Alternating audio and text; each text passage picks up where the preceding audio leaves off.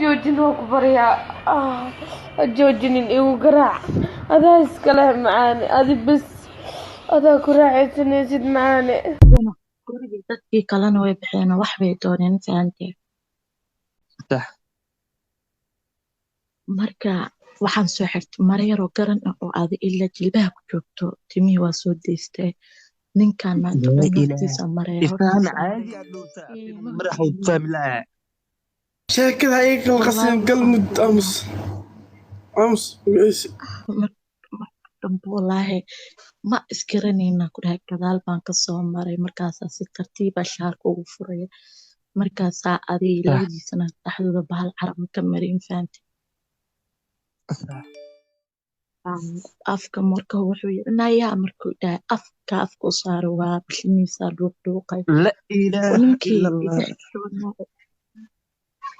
لا إله waxaan إلا arkayaa ninkii oo ani igu soo ordaay wallaahi anisaan rabay aheeda ku dhahay wax ma aqaanin muxuu yiri abaa ani wax ma aqaanin